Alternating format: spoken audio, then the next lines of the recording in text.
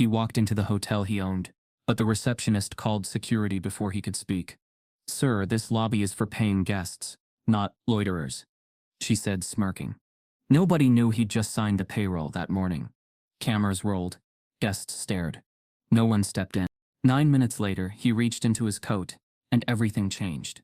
Before we deep dive into this interesting story, subscribe to our channel, and tell us where are you watching from. Share in the comments below. The morning sunlight filtered through the tall glass windows of the Palmetto Grand, casting warm golden lines across the gleaming marble floors.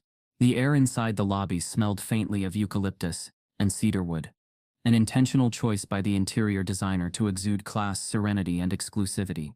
Guests milled around casually, some in tailored blazers with rolling briefcases, others in yoga gear sipping overpriced pressed juices. At a glance, everything screamed elegance and quiet wealth. Then the door opened with a slow whoosh, and a tall, elderly black man stepped inside. He walked with quiet assurance, dressed in a custom gray three-piece suit that fit him like a second skin. His shoes, freshly polished, clicked softly against the marble. His cane was carved dark mahogany, topped with a silver handle shaped like a lion's head, not for necessity, but for style. His salt and pepper beard was neatly trimmed, and his presence, though unassuming, carried a lifetime of stories in the way he scanned the room. For a moment, no one noticed him. But then the receptionist did. Tiffany Creighton, 23, fresh-faced and poised behind the court's front desk, straightened slightly when her eyes landed on him.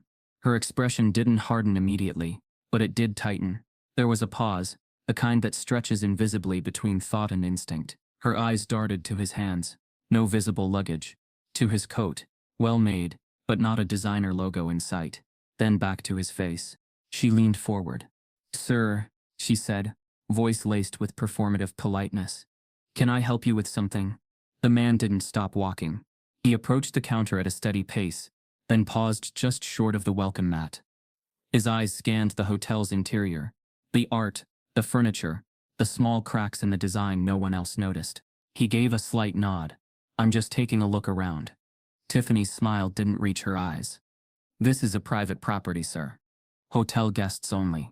He looked at her now, really looked, but didn't raise his voice. "That's all right. I won't be long." Another receptionist, a white man in his early 30s named Dylan, glanced over. He gave Tiffany a knowing look, then muttered just loud enough, "Probably just looking for the bathroom." Tiffany tilted her head. "Do you have a reservation? Or are you meeting someone here?" Behind them, a third employee, the concierge, leaned in and whispered something that made Dylan stifle a laugh. The old man didn't seem fazed. "I know this hotel quite well." Tiffany's voice cooled. "Sir, if you're not a guest or have business here, I'm going to have to ask you to leave."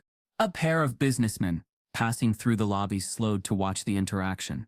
A woman near the fireplace pulled her phone closer to her chest and observed without intervening.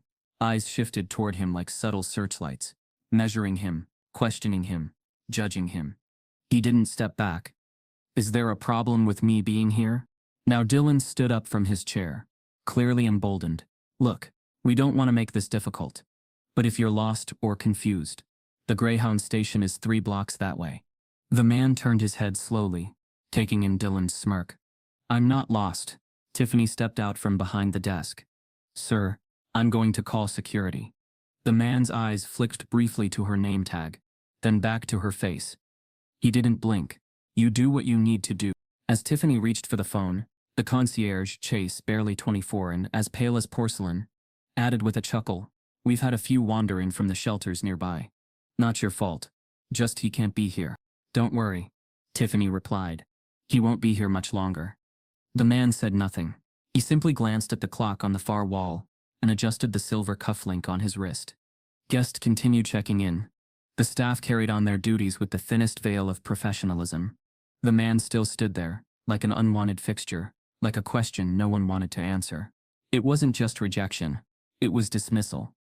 The unspoken assumption that this man, because of his skin and age and absence of visible status markers, didn't belong in a space like this. He took a slow breath. "I'm not here to cause a disturbance, but I think you all should take a moment and think carefully." Tiffany didn't respond.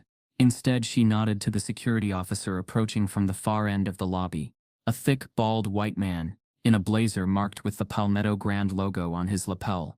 As the guard approached, Dylan leaned toward Chase and said, "What is it with these people thinking they can just walk into any place like they own it?"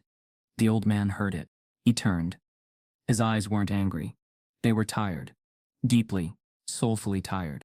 "Young man," he said quietly to Dylan, "I've earned the right to walk anywhere I choose." "Yeah?" Dylan shot back. "Then prove it." The security guard now stood directly in front of the man, arms crossed. "Sir," the guard said gruffly, "we're going to have to escort you out if you don't leave voluntarily." The man reached into his coat pocket. Slowly, calmly. Every head turned. The tension snapped into high alert. A guest near the fireplace flinched. Tiffany's hand moved just beneath the counter where the panic button was rumored to be. But the old man didn't pull out a weapon. He pulled out a pocket watch. Silver. Vintage. Engraved initials. LR. He clicked it open, glanced at the time. Then, without looking up, he said softly, 9 minutes. Dylan frowned. "What?" The man smiled. A small, satisfied curve of his mouth. Not smug. Inevitable. 9 minutes, he said again, louder this time. People in the lobby stared now, fully attentive. Something had shifted in the air. The security guard's expression faltered. "Sir, what's happening in 9 minutes?" The man closed the watch gently, tucked it back into his coat. Then, finally, he looked Tiffany in the eye. "I was content to walk through quietly, but now you've all made this moment necessary." Tiffany blinked. "What moment?" The man nodded toward the lobby doors.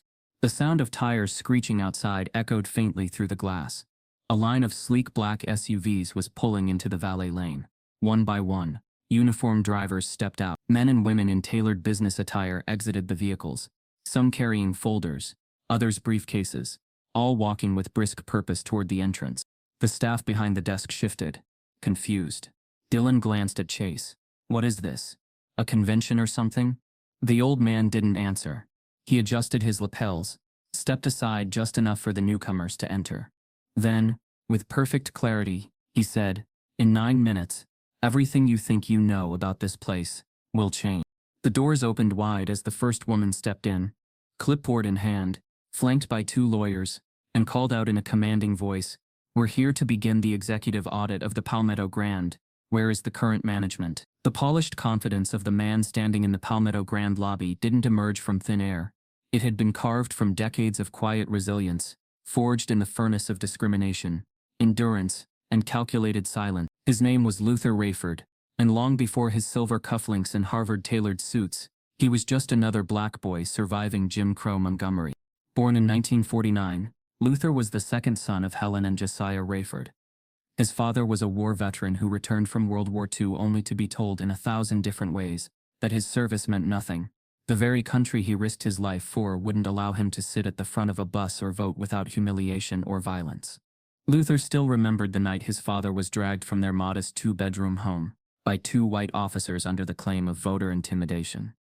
His crime: trying to register 20 black neighbors at the courthouse. Luther had been only 6 years old, pressed to his mother's chest as they watched Josiah shoved into the back of a squad car, his Sunday shirt bloodied where the officers hit him in the mouth for talking back.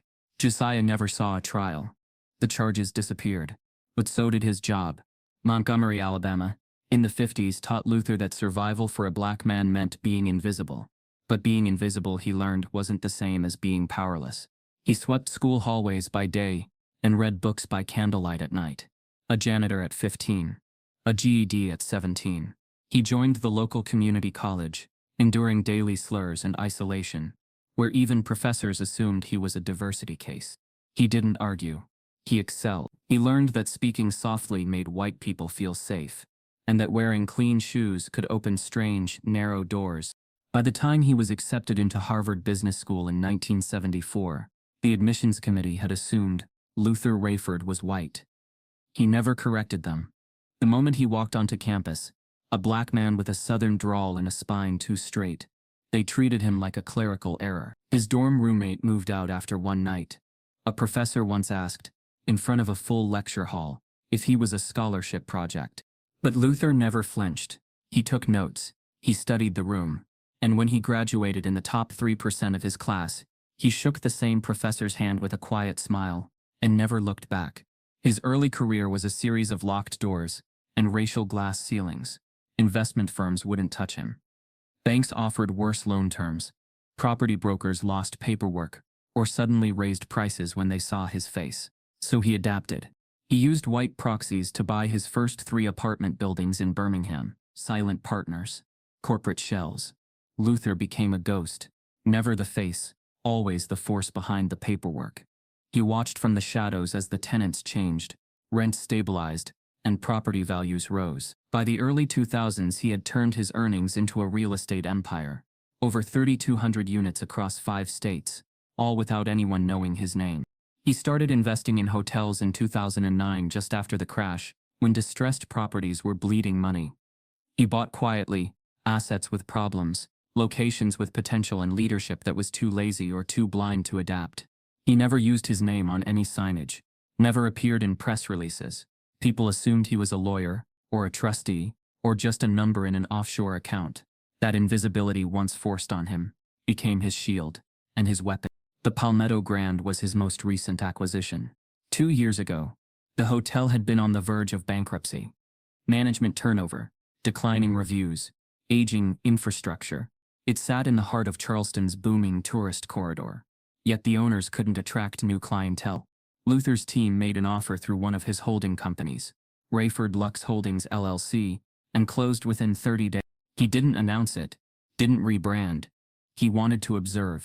His strategy was simple: a 2-year quiet phase to monitor operations, followed by a full staff audit, brand overhaul, and relaunch. But within the first 6 months, troubling patterns emerged. Staff turnover was disturbingly selective. Non-white employees didn't last. Promotions only went one direction. Guest complaints followed racial patterns too. Black families denied rooms for technical glitches. Latino couples steered to less noisy floors near service areas. Even suppliers, mostly white-owned, received friendlier payment terms than minority-owned vendors. So Luther made the decision to visit the hotel in person. Alone. Undercover. He wanted to test their eye. Would they see him? Would they respect him? Or would they reduce him to a stereotype the moment he didn't present as someone they feared or revered? This morning confirmed the worst. They didn't see a billionaire. They saw a problem. Something to remove. A disturbance. A threat.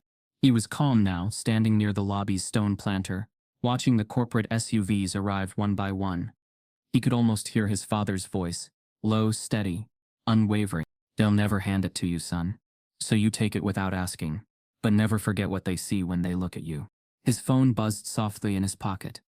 He stepped away from the reception desk, as the security guard stood confused, caught between protocol and the realization that something bigger than him had entered the building. Rayford. Luther answered, keeping his voice low. It was Simone, his executive assistant. Efficient, brilliant, and fiercely loyal. She'd worked with him for 7 years, and knew every folder, file, and whisper within the company. There's something else, she said quickly. About the Palmetto. He could hear papers flipping in the background, the soft clacking of keys. I found a trail. The hotel's GM, Chad Whitmore. He's been pushing internal memos to corporate requesting a buyout option. He's been contacting private equity firms behind your back. Luther's brow furrowed. Simone continued. He's pitching himself as the new face of the property, saying the current owner is aging, disconnected, and lacks a modern vision. He doesn't know it's you.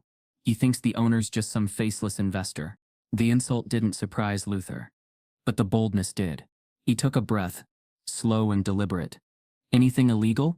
No. But unethical? Absolutely. He's tampering with financial projections, hiding costs, inflating staff efficiency. And here's the worst part. He's proposing to rename the hotel under a whitewashed luxury brand and eliminate diversity hiring goals altogether. There was a silence between them, thick and heavy. Then Luther said quietly, pull everything. Emails, reports, vendor contracts. Have legal ready for a hostile environment case. Already on it, Simone said. Oh, and sir, there's a woman who tried to check in last night. Young, black, early 30s, tech entrepreneur from Atlanta. They told her the hotel was overbooked.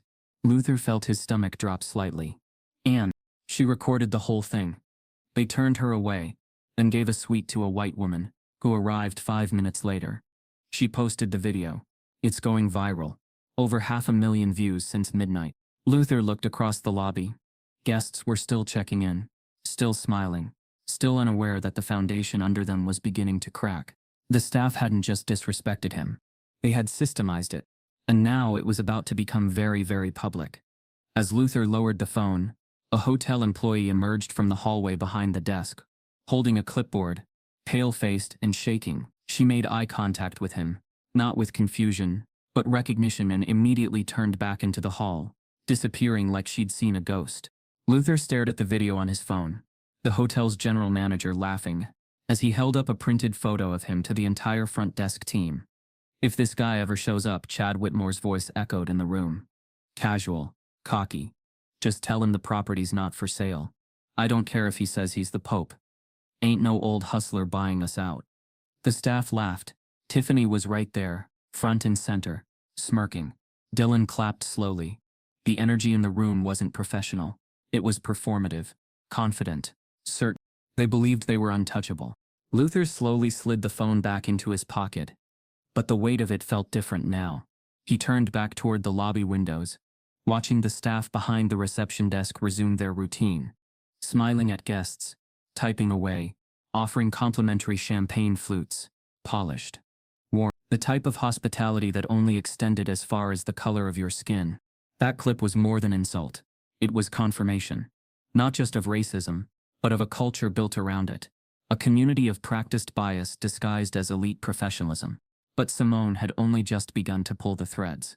Minutes later, her second file arrived, an email thread titled Maintenance Monday, LMFAO.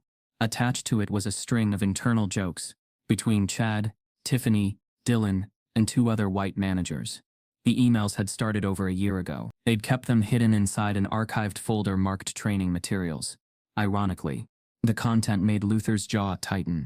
One message showed a low-res screenshot from the hotel's surveillance footage of an older black maintenance worker stretching in the lobby early one morning. The subject line, "Yoga or parole break." Below it, Dylan had replied, "That's shufflin' grandpa. Dude walks like he's waiting on chain." Another message included a meme of a group of housekeepers, black and Latina women, captioned, "The diversity we keep in the basement." Luther's thumb hovered over the screen, absorbing every word, every smug joke, every unchecked cruelty. These weren't slip-ups. They were habits. Simone's voice buzzed in again. "HR documents just landed," she said.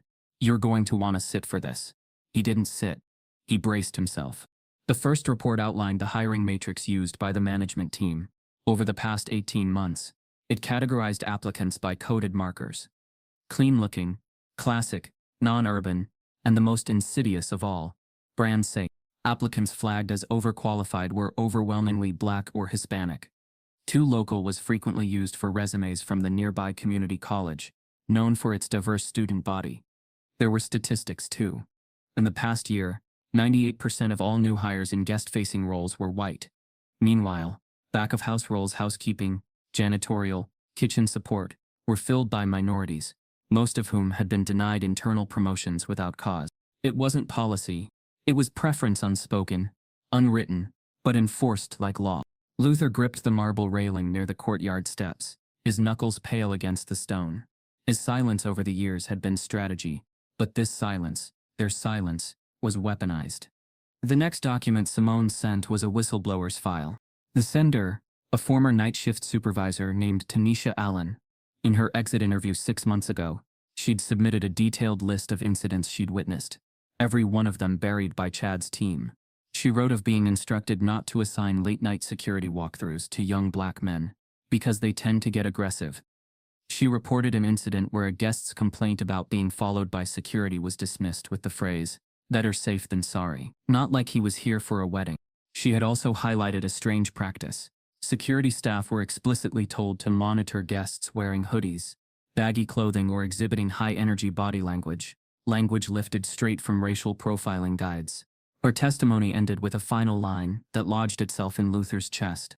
"The racism here isn't in what they say out loud. It's in what they assume before you even open your mouth." Luther read that line 3 times. It was a mirror held up to every silent boardroom he'd ever sat in. Every time he was asked to let someone else speak for optics. Every smile that vanished the moment he introduced himself as the owner. He took out his pocket watch and checked the time again. 26 minutes since his arrival. And now he was no longer planning a quiet course correction. He was planning an exposure. They thought this was about disrespect. They were wrong. This was about poison, deep in the walls, in the fibers of the culture.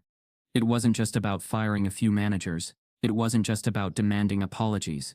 It was about disinfecting the rot. Publicly. Loudly. And permanently. He turned and walked back into the lobby. Tiffany looked up with a practiced smile. But it faltered for a split second. Dylan didn't even look at him. Too busy whispering something to Chase. None of them knew. Not yet. But the rhythm of the room shifted with Luther's presence. A moment later, Simone called again. "Luther, there's something new," she said quickly. "It's about the guests." He narrowed his eyes. "What guests?" "There's a pattern. We ran a data scrape of Yelp, TripAdvisor, and internal guest feedback. I cross-referenced names and keywords. Over 50 verified complaints from Black guests about room denial, strange overbookings and being told their cards were declined. All within the last year." Luther's jaw tensed. Simone continued. "And worse, there's a Slack channel." "What channel?" "It's internal. Staff only. It's labeled First Look. The front desk team uses it to swap photos and notes about upcoming guests before check-in. I got access." He didn't speak. He let her finish. "They rate guests by appearance. The most used phrase is look right for the brand. They posted photos of guests from social media and wrote notes like, might downgrade to standard, too urban for the lobby suite." Luther closed his eyes. Rage didn't rise. Something colder did. Resolve. Simone's voice dropped lower. "You need to go public, Luther. Not later. Not next week. Now." He opened his eyes, stared across the lobby once more. Then he turned toward the elevator and headed for the penthouse boardroom. His steps were measured, but inside, the pressure built with every click of his cane against the floor. They thought he was just another angry customer. They were about to find out he owned the walls around them. As Luther reached the elevator, the doors opened, and standing inside was Chad Whitmore, laughing with two visiting investors. Chad's laughter stopped mid-sentence, as their eyes met, and Luther stepped in without breaking stride. Long before Luther Rayford's name carried the quiet weight of influence in elite financial circles, it was just a name scrawled in block letters on a rejected loan application. He had just turned 29 when he found the perfect opportunity. A rundown roadside motel on the outskirts of Birmingham, Alabama. Nothing fancy. 12 rooms, peeling paint, and a sagging neon sign that flickered between Oasis and ISIS. But Luther saw potential. It sat near a growing highway corridor and backed up to a neglected stretch of wooded land, slated for commercial development. The price was low. The risk was high. But Luther had run the numbers. All he needed was a signature. He put on his best suit, pressed gray slacks, a button-down shirt with a fraying collar, shoes he had buffed to a shine, and walked into the bank alone. The white loan officer barely looked up as Luther sat down. 30 minutes later he was back outside. The rejection letter still warm in his hands. No confidence in applicants' ability to manage commercial property. It read. Beneath that, a handwritten note. Property in sensitive area. Potential community pushback. He knew what that meant. Sensitive area was code. Not for someone who looks like you. So he tried again. But this time, he brought someone with him. Nathan Whitlow, a white college friend from Harvard, who worked in tech. Nathan wore the same suit Luther had worn. He carried the same financials, the same business plan, the same vision. They left the bank with a pre-approved offer, favorable terms, and a handshake. That was the day Luther learned his presence would always be a liability in certain rooms. So he stopped bringing it into those rooms altogether. He used Nathan to close the deal. He incorporated under Midland Property Group and listed himself as a non-managing partner. The title meant nothing. The property was his, and within 3 years the motel turned a profit. The rooms were renovated. The surrounding land was leased to a fast food chain. Revenue tripled. From then on, Luther never showed his face at closings. Every acquisition after that followed a similar path. He created layers. LLCs under holding companies, operated by white managers who served as public-facing leaders. The racial camouflage wasn't out of cowardice, it was survival strategy. Every time he tried to insert himself into the public image of a company, he watched deals slow down or fall through. Lenders became skittish. Partners second-guessed. Communities quietly resisted. So he became a ghost in his own empire. By 2025, Luther Rayford owned 17 hotels across the southeastern United States. 4 of them were 4-star boutique properties like the Palmetto Grand. 9 were legacy chains he'd renovated and flipped. The rest were in development, or being quietly acquired. His holdings were worth well over 110. And yet his name had never been in a press release. Never appeared in Forbes. Never hung on a wall plaque. Even his closest managers referred to the owner as the firm, or executive holdings. He watched them all speak about diversity at leadership conferences, then quietly exclude people who looked like him from their boardrooms. He saw them praise equity in quarterly reports, while terminating black staff at disproportionate rates during cost-saving measures. Every time he tried to step forward, the air got colder, the rooms got smaller, so he stayed back. But the price of this invisibility weighed heavily on him. At times it felt like he was building castles no one would ever know he built. Not even his own community. He couldn't walk into his own hotels without being watched. Couldn't sit in the lobbies he paid for without being asked again and again if he belonged. He didn't want his face on a billboard. He wasn't chasing applause, but he had hoped quietly that one day he wouldn't have to hide. That day had not come. And now, as he stood in the Palmetto Grand lobby, his lobby being dismissed, sneered at, and almost removed by force, he understood just how fragile his fortress was. Even now, even here, even after everything, they still saw only what they wanted to see. The rich old black man in the expensive suit was still a threat, still a trespasser. That morning had cracked something inside him. Not his pride. He'd buried pride long ago, but something deeper. A part of him that had tolerated the compromise. The agreement to be invisible, in exchange for access. Now even that felt like a betrayal. His phone buzzed in his pocket. He stepped outside into the hotel's courtyard, the early sun brushing against the topiaries, his cane clicking softly against the flagstone. It was Monica, his personal lawyer. One of the very few people who knew the full scope of his portfolio. "Monica," he answered. Her voice was low and urgent. "I saw the video." Luther paused. "The one from the lobby?" "No," she said. "The one from the woman last night. The tech CEO. It's gone national." Luther's heart slowed. BuzzFeed picked it up. So did CNN Digital. "They're already digging into who owns the hotel. It won't take long before your name is out there." He looked across the fountain, at the glass entrance. Guests passed behind it like ghosts. "Maybe it's time," he said. There was a pause. "If you go public, Luther, you're not just making noise. You're making enemies. These aren't small players. This hotel is backed by board members from 3 states and 2 political donors. They'll fight dirty. I've been fighting dirt my whole life," he said softly. "You've been winning quietly your whole life. That's different. What you're proposing, coming forward, taking ownership publicly, exposing internal discrimination. It's not just about this hotel. It could shake the entire real estate network. It could cost you everything." He thought about that. Thought about the boy from Montgomery. The motel he wasn't allowed to buy under his own name. The face he had to erase just to be heard. And he thought about the front desk staff this morning. How none of them had even considered that the building they worked in, the system they served, might be under someone like him. "I don't care what it costs," he said at last. "Then I'll start preparing statements," Monica said. "And Luther?" "Yes. Once your face is out there, it can't be invisible again."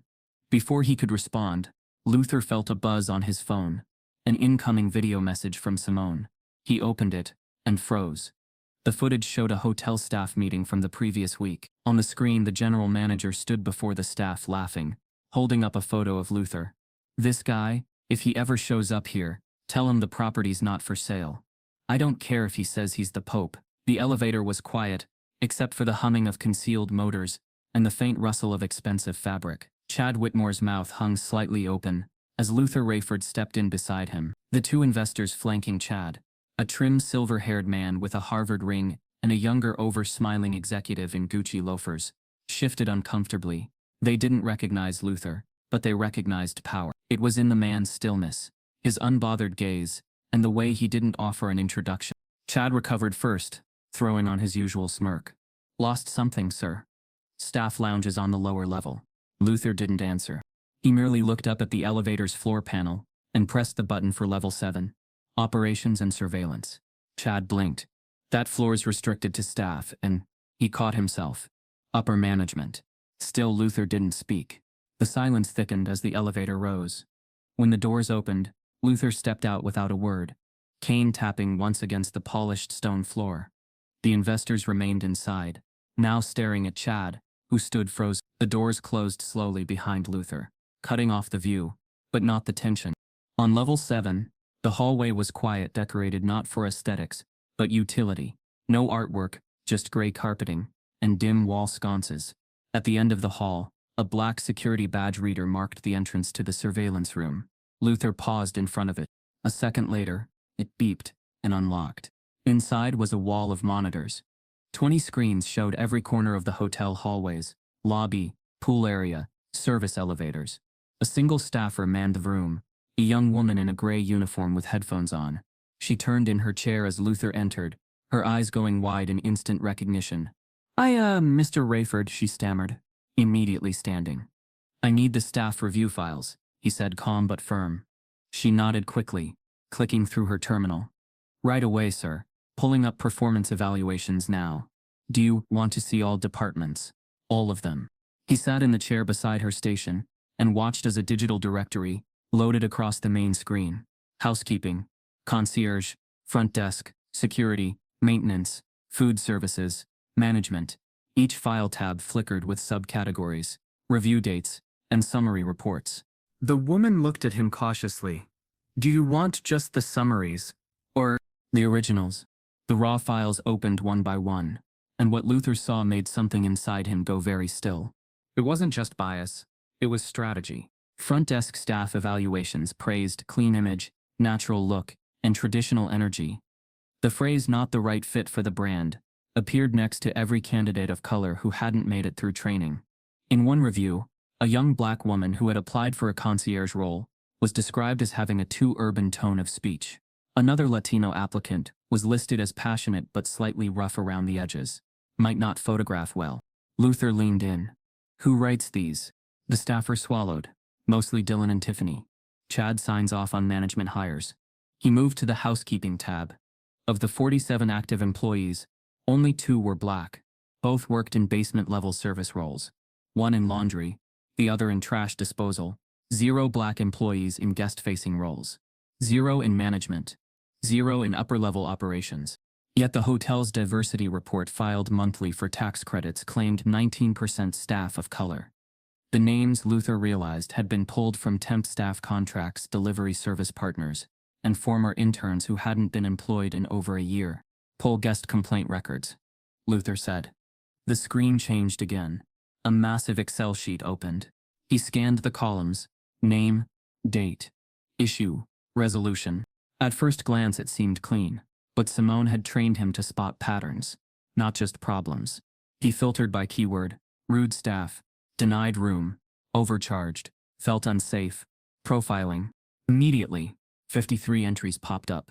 He filtered by race identifiers, name origins, notes like guest described as African American, appeared Latinx from Atlanta, ethnic appearance. 87% of complaints marked with these tags had been listed as resolved, no action needed, or simply deleted. He turned to the staffer beside him. These deletions, are they permanent? No, sir. They're archived, but access is restricted to managers with admin rights. Pull them. She hesitated. If Chad finds out, He won't, Luther said. Within moments a secondary folder opened. And there they were, complaints that never made it into reports. A couple denied a honeymoon suite because they looked like locals. A young man told the pool was at capacity when 3 white guests walked in behind him and were given towels. A family asked if the hotel offered car service and were told we're not a budget property. Each one signed off with the same initials. Chad Whitmore. Luther felt something deep inside him shift. A confirmation of every quiet suspicion. A reckoning on the edge of arrival. And then the moment cracked wide open. From the bottom corner of the monitor, a red blinking light appeared. Live feed service corridor 2. The staffer tapped the screen. That's near the freight elevator, back of house. She expanded the video. On the grainy screen, they saw 2 security guards standing with a black delivery driver. The man looked confused, holding a clipboard, gesturing toward his van. One guard pointed toward the exit with forceful body language. The driver pulled out his phone. One of the guards slapped it away, hard enough to make the man stumble. Luther stood. Can you rewind that? Audio? The staffer tapped quickly, pulling the footage back 15 seconds. The audio crackled. Said your name ain't on the vendor list. You ain't got no business back here. I've delivered here twice this month, the driver said. Check with Jennifer and catering. I said get out, or we'll call CP. Then the push. The slap of the phone. The man stumbling against the wall. Pause it, Luther said. The image froze on the driver's face, filled with disbelief and helplessness. A moment too familiar. Luther turned to the staffer. Is there any record of this interaction? She checked the incident log. Nothing reported. He nodded. Download the file. Send it to Simone. Then lock the system down. Access for Chad, Tiffany and Dylan. Ends now. Yes, sir. He walked out of the surveillance room slower this time. Not because he was tired, but because every step forward was one step closer to detonation. The mask had been torn off. The poison was documented. The rot had a timestamp. Now it was time to pull back the curtain for the world to see. As Luther walked toward the end of the hall, Simone called again, her voice sharper than before. You need to see this next file. It's not from the hotel system. It's from someone inside. Anonymous. They've been spying on Chad. And they recorded everything. Luther hadn't made it 10 steps down the hallway when Simone's voice crackled through his earpiece again. Tighter, sharper now, like she'd run out of patience for diplomacy. I just forwarded you something that changes everything, she said. Check your secure inbox. Now. Luther ducked into an unoccupied conference room, near the end of the hall. It was sterile. Neutral carpets, glass walls, a fake plant too green to be real. But the moment he opened his phone and tapped into his encrypted folder, the room faded away. There it was. A folder labeled CW, takeoverplan.c. Attached was a simple note. He's been planning this for months. I couldn't stay silent. Anonymous staff member. He opened the first video. Chad Whitmore sat at a long wooden table inside a different hotel boardroom. This one dimly lit. The chairs full of suited men and women. Several wearing visitor badges. The timestamp was from 6 weeks ago. A private investor meet and greet hosted after hours. Off the books. Held at the Palmetto Grand's sister property 2 miles down the road. Chad spoke with easy confidence, pacing in front of a projector. He was wearing a navy sport coat, and no tie, sleeves rolled just high enough to seem relatable. But the words coming out of his mouth made Luther's stomach tighten. As you know, our current owner is an aging absentee figure, Chad said. He's not involved in daily operations. Frankly, no one's seen him in months. The brand needs fresh leadership, someone with vision, with presence. Someone in the room asked. Does he even live in the state? Chad chuckled. For all we know, he's retired. Or dead. Either way, the property's stagnating under his shadow. Luther pressed pause. He stared at the image on screen. Chad's face frozen mid-smile, gesturing like a motivational speaker selling stolen goods. The next file was a PDF. Palmetto Grand Investor Deck. Confidential. Luther scrolled through it slowly. Charts. Skewed financials. Revenue projections that didn't match what he'd just seen in the surveillance suite. Entire sections rewritten to show deferred maintenance expenses, increased staffing inefficiencies, and an inflated owner absentee cost. Chad had fabricated numbers to make Luther's ownership look like a liability to growth. Another slide. Proposed rebranding under new management. Project Whitmore. It showed Chad's face. His vision. His future partnerships. A new logo. New uniforms. A refreshed identity for the hotel.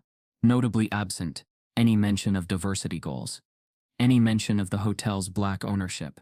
Any acknowledgement of legacy, history, or accountability. He kept scrolling. Simone's voice returned. There's more. He's been meeting with the Charleston Zoning and Tourism Committee. Luther blinked. Under what pretense? He pitched them a revised use plan. Wants to expand the hotel by adding a rooftop lounge and private members club. Says he's negotiating a buyout with the current owner. That's you. Luther exhaled slowly. This wasn't a rogue employee causing friction. This was a hostile power grab. And it wasn't just about pride. It was about theft. Premeditated, intentional, racialized theft. They hadn't just disrespected him as a man. They'd tried to erase him as a presence, to replace his legacy with their own version of polished white-centered power. Chad had decided Luther didn't deserve credit, visibility, or even control of what he built. that he was too old, too absent, too black. It wasn't a coup. It was a corporate lynching. And Chad had been laying the groundwork right under his nose. Simone, Luther said, his voice now steady but cold. Who's in that investor group? 3 mid-level private equity firms. One connected to Reddick Development, your rival on the Atlanta project. Another is owned by a former Hilton exec. And the committee, Councilman Draper is backing him. Of course, Draper, the same man who once told Luther, behind closed doors, Charleston wants elegance, not edge, when denying his first proposal to convert an old plantation house into a historical museum and a wellness retreat. This wasn't just about this hotel. It was about a pattern. Luther stood from the chair, hands resting lightly on the polished table. He had faced racism before, but betrayal from within? That cut deeper. They had smiled in his presence, cashed his checks, said yes sir and of course, Mr. Rayford, while sharpening the knives behind his back. The phone buzzed again. This time, Simone's tone was urgent. Luther, we just confirmed something else. What now? There's a dinner tonight, hosted by Chad, scheduled for 7 p.m. in the Magnolia Ballroom. He's calling it a vision preview. For whom? Press, local politicians, his investors, staffs under strict NDA. But we found the invite. He's announcing a leadership change and new direction for the hotel. Luther's mouth hardened. Does he say my name? No. But the implication is clear. He's positioning himself as the future, and you as the past. Luther looked around the conference room one last time, then down at his reflection in the glass table. The lines in his face, the gray in his beard. The years of labor he wore with quiet pride. He had built everything from the ground up. Now they wanted to wipe his name from the foundation. He walked out of the room and back into the hallway. But his mind was no longer focused on damage control. He was planning an unveiling. No more silence. No more backdoor diplomacy. If Chad wanted to play public, so be it. But he had no idea whose name was on the deed. Luther reached into his coat pocket and pulled out his vintage watch again. Checked the time. 3:14. Just under 4 hours until the dinner. 4 hours to flip the script. He dialed Simone one last time. Bring everyone, he said. Legal, PR, HR, full executive team. I want them in the boardroom in 1 hour. You're going loud? She asked, barely hiding the surprise. No, he said, stepping back into the elevator. I'm going visible. As the elevator doors closed around him, his phone vibrated again, this time with a forwarded message from an anonymous hotel employee, attached a secretly recorded audio file. The voice on the tape was Chad's, bragging over drinks. I don't care who owns the paperwork. If he shows his face tonight, I'll have security drag him out like a trespasser. That's my house now. Luther stepped into the executive boardroom of the Palmetto Grand with a silence that vibrated louder than any raised voice. It was 3:23 p.m. The air conditioning hummed quietly, the blinds were drawn, and the long glass table reflected his measured stride as he walked to the head seat. The doors shut behind him like the ceiling of a vault. He laid his silver pocket watch on the table and tapped once. A simple cue. A signal. Simone entered first, tablet in hand, her eyes sharp, behind wire-framed glasses. Behind her came Gerald Morrison, legal counsel. Then Abigail Ng, head of HR from Rayford Holdings, followed by Patrick Reese, his longtime media advisor and crisis strategist. Each had been flown in on short notice, their travel handled without alerting the Palmetto Grand staff. No one outside this room knew what was coming. And that was exactly how Luther wanted it. He stood at the head of the table. No formal greeting, no easing in. I've seen the surveillance, the hiring files, the evaluations, the complaint deletions, he said evenly. We're not talking about a few bad actors. We're talking about a coordinated culture of exclusion. Simone projected a file onto the wall, an anonymized summary of all the incidents, staff misconduct, and racial bias found just in the last 6 months. Patrick, the PR head, whistled under his breath. If this breaks on social before we get in front of it. It won't, Luther said, because we're not reacting, we're owning the story. He turned to Abigail. I want every active staff file frozen. Terminations pending internal hearings. Any documents altered in the last 90 days flagged for fraud audit. Abigail nodded and began typing. We'll need full server access. Has IT been briefed? Simone answered. I'm patching them in now. Security review too. Luther added. We have a guard on staff who assaulted a black delivery driver. No report filed. I want the footage reviewed and him removed by 6 p.m. Gerald, the lawyer, leaned forward. Are we pressing charges? Not yet, Luther replied. I want clean documentation and total control before anything hits a courtroom. But if they push back, we push harder. He sat down, slowly, carefully, not because of fatigue, but to signal the shift. The final stretch had begun. What's Chad's legal standing if he tries to announce new ownership tonight? He asked. Gerald smirked faintly. None. You hold 100% equity in Rayford Lux Holdings. There's no partial ownership, no partnership. He's bluffing to build perceived power. But perception, Patrick said, is what controls headlines. He has council members, some local press. If he says the right thing with the right photo, people won't question it. Luther looked at Simone.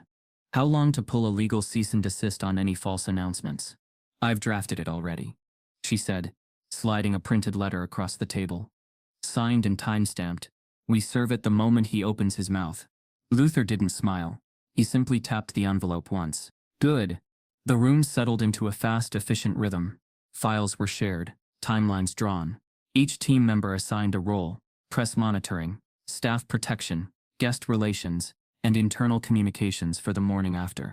But under the logistics, something heavier pulsed. Something older. This wasn't just a corporate defense. It was a reckoning. Luther had been silent for too long. Watching. Hoping. Trying to reform from the shadows. But reform couldn't reach this deep without rupture. He wasn't just going to fire people. He was going to rebuild. He turned back to the window and opened the blinds. Outside, the city of Charleston shimmered beneath the waning afternoon sun. Beautiful, complicated, haunted by history. The Palmetto Grand stood tall in the skyline, a symbol of progress built on invisible foundations. Tonight, it would become visible. He checked the watch again. 3:52 p.m. 2 hours and 8 minutes until dinner. Simone, he said quietly, send the rebranding file. I want it queued to display behind me after I speak. Her eyes flicked up. You're speaking tonight. He nodded. Not from the side, not in secret, in the ballroom. On stage. There was a long pause in the room. Gerald leaned back, arms folded. Patrick straightened. Abigail looked up from her screen. They all understood what that meant. Visibility wasn't just risky, it was explosive. Luther met their eyes. This city, this country. They need to see what leadership looks like when it isn't afraid to be black, direct, and undeniable. Patrick exhaled. Then we'll light the stage. But before they could shift to logistics, Simone's phone buzzed. She looked down at it, then frowned. Luther, she said, her tone darkening, we've got a problem. He waited. She stood and walked to his side, holding up her phone so only he could see. It was a video just uploaded to TikTok, already at 74,000 views and climbing by the second. It was recorded the night before. A young black woman stood outside the Palmetto Grand with her suitcase, voice shaking with frustration. They told me they were overbooked, that my prepaid reservation wasn't valid. 5 minutes later, a white woman walked in with no reservation and got upgraded to a suite. I asked why. I was told she's a loyalty guest. We prioritize the right image. The woman turned the camera toward the lobby windows, showing Dylan escorting the white guest to the elevator, smiling. I've stayed at over 20 hotels this year. I've never been treated like this, the woman said. Not until Charleston. Not until this hotel. The video cut to a screenshot of her reservation email. Then her card charge. Valid. Confirmed. Simone looked at Luther. She's a tech entrepreneur. Huge social following. People are already tagging the hotel. Chad, still pretending he's in charge, commented on one post saying, we're investigating the claims. He commented as the hotel? Patrick asked, stunned. Used the official account. Simone confirmed. Acting like he's the owner, Luther didn't flinch. He simply turned to Patrick. Write this down, he said calmly. Tonight I'll address that guest by name. I'll invite her back. Not for a refund, but for partnership. Patrick blinked. You're offering her what? A co-hosted initiative. Guest equity. Every month, a black-owned business gets featured at the hotel, and she helps lead it. Simone's eyes widened, not from disagreement, but admiration. You're flipping the narrative, she said. I'm correcting it, Luther replied. And if Chad tries to stop me, he didn't finish the sentence. He didn't have to. Just then, Simone's phone buzzed again. She read the message and looked up slowly. Luther, the tech entrepreneur. She just arrived. She's in the lobby. And Chad told security to remove her. The atmosphere in the executive boardroom tensed like a drawn wire the moment Simone uttered the words, "She just arrived." Luther stood up. His chair eased back with a low scrape that pulled every eye toward him. "She's in the lobby?" he asked. Simone nodded. "Yes.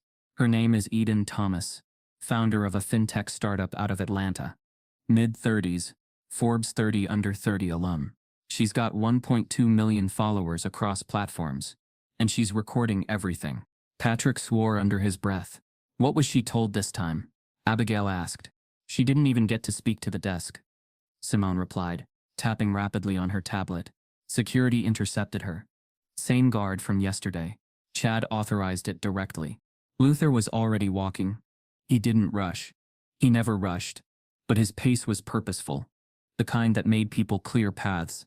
Instinctively. The elevator ride was silent. Simone followed closely, phone in hand, watching Eden's livestream unfold in real time. Thousands of viewers were pouring in by the second. As the elevator doors opened to the lobby, the noise hit them before the crowd did. Voices, phones buzzing, the low murmur of disbelief spreading like fog. Eden stood near the marble entrance, filming herself. Her brown skin glowed under the overhead lights. She wore a soft blue pantsuit, sneakers and no makeup, but her presence demanded attention. Calm but cutting. Behind her, the security guard, Harley, the same one who had shoved the delivery driver, hovered with arms crossed. Tiffany lingered by the front desk, whispering to Dylan. "And when I asked why, they told me I didn't fit the profile of a loyalty guest," Eden said to her phone, the camera framing her face with the hotel logo, just behind her shoulder. "But here's the thing. I've stayed at this hotel 3 times in the past 2 years. I am a loyalty guest. What I'm not, apparently, is the right kind of guest." Guests in the lobby paused mid-conversation. Some had their own phones out now, recording them. Luther approached without a word. Eden didn't see him at first. Her eyes were locked on the screen. "They think if they ignore you, you'll go away. But I'm not going anywhere," she said. "I came back here not for revenge, but for accountability. And maybe, just maybe, someone inside still gives a damn." Luther stopped 2 feet behind her. Eden turned. Her voice paused mid-sentence, her expression tightening as she registered the tall, older black man in a 3-piece gray suit standing calmly between her and the desk. He didn't smile, but he didn't flinch. "I'm Luther Rayford," he said simply. "I believe we have a conversation to finish." The chat on her live stream exploded. Viewers started asking who he was. Some began Googling his name. One commenter shouted in all caps, "That's the owner." Eden blinked. "You, the owner," he confirmed. Behind the desk, Tiffany's face lost all color. Dylan stopped mid-whisper. Luther turned slightly. "Ms. Thomas, I've reviewed everything. I watched what happened to you last night, and I want to personally apologize, not just as the owner but as someone who has endured similar treatment more times than I can count." Eden lowered her phone slowly. Still live, still recording, but now silent. "I didn't return to this property to inspect the building," he continued. "I came to inspect the culture. I've seen enough." He looked toward the front desk. "Security detail will no longer be led by Mr. Harley," he said loud enough for everyone to hear. "He's dismissed. Effective immediately." Harley's mouth opened, but before he could respond, Simone stepped forward and handed him a letter. "Signed," she said. "Walk out on your own, or we escort you through the press entrance." Harley turned pale. Then, wordless, he walked. The guests in the lobby began murmuring louder. Someone clapped once. Then again, the sound began to spread. Not chaotic, just astonished. Affirming. Luther turned back to Eden. "This hotel will never again silence its guests for being seen as the wrong image," he said. "Starting tonight, we're launching a transparency initiative, and I want your help." Eden raised an eyebrow. "You want me to work with you?" "I want you to help build something better," Luther said. "Your platform is powerful, but your integrity is stronger. We need both." She considered him for a beat. The livestream was still running. The view count was now at 73,000. Then Eden said softly, "You've got one chance. If this is just another PR play, I walk and I take everyone with me." Luther nodded. "Then we make it count." Simone stepped forward again. We've reserved the ballroom stage for Mr. Rayford's remarks, and yours. If you'd be willing. Eden looked stunned, but she nodded. Let's do it. As she turned the camera back on herself, the audience erupted. Well, she said into the lens, I guess the game just changed. Within 30 minutes, the video clip of Eden's confrontation and Luther's reveal was on every major platform. Instagram Reels, TikTok, Twitter, Facebook, Reddit. The hashtags Nans, Rayford revealed, and Jane, this is black ownership began trending. People who had stayed at the hotel began posting their own stories. Quiet indignities resurfaced. Receipts, emails, cancellations with no explanations. A pattern emerged like oil rising to the surface. News outlets began calling. Simone's phone was lighting up with press inquiries every 90 seconds. But one moment set the internet ablaze. A zoomed-in frame captured from Eden's live stream, showing Luther's face standing between her and security. Someone tweeted it with one sentence. They told him to get lost. He owns the building. It went viral in under 15 minutes. By the time the sun dipped below Charleston's skyline, the post had been viewed 1.4 million times. But what no one expected was what came next. In the flurry of tweets and reposts, someone uploaded a photo from a historical archive. It was from the Montgomery bus boycott. In the corner of the photo, dated 1956, a young black boy stood beside his mother at a rally, holding a handmade sign that read, "One day we'll own the seat." The caption read, "That boy grew up to be Luther Rayford." The internet exploded. The comment section turned into a digital church. People quoting ancestors, praising legacy, calling it divine timing. And then someone asked the question no one had thought to ask. If he owns the Palmetto Grand, what other hotels does he own? Within hours, users began digging, cross-referencing corporate records, piecing together the shell companies, the property histories, and then it happened. A leaked corporate registry listed Luther Rayford as the sole beneficial owner of 17 hotels across the southeastern U.S., including one where a viral racism incident had happened 2 years prior. People were stunned. The man they thought was invisible had built an empire beneath their feet. He didn't just walk into the lobby that morning. He had walked into the center of a reckoning. As Luther returned to the boardroom to prepare for his public speech, Simone showed him her phone again. Luther, CNN's calling.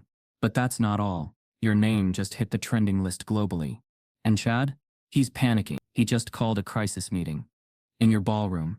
By 6:59 p.m., the Magnolia Ballroom had been transformed into a stage of illusion. Crystal wine glasses sparkled under chandeliers.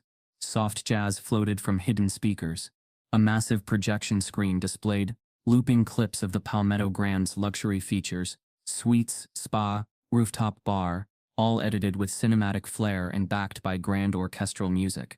Waitstaff in pristine white gloves moved like synchronized dancers, laying down plated hors d'oeuvres and pouring wine for Charleston's elite. Chad Whitmore stood near the center of the room, beaming. He wore a sleek black tuxedo with a velvet collar, his hair slicked back, his voice smooth and low as he greeted city officials, developers, journalists, and investors who didn't know yet that every promise he was about to make was built on fraud. We're not just reimagining hospitality, Chad said to a circle of guests gathered near the stage. We're redefining culture.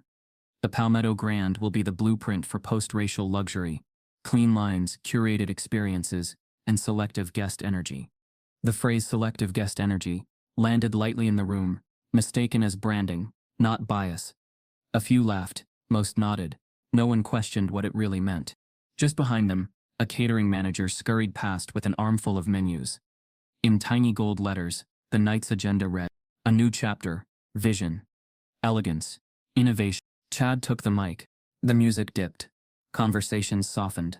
He looked out over the crowd, at city councilmen, regional investors, 2 social media influencers, and even a local news anchor who had come out just to see what the buzz was about.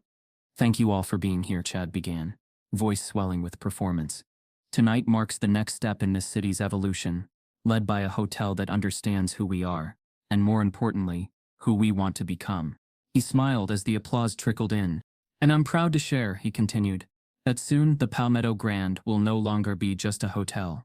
It'll be a movement, a new leadership model, a hand-selected, brand-forward experience, shaped by voices that reflect excellence, modernity, and alignment with Charleston's most treasured values. More nods. Wine sips. Polite admiration.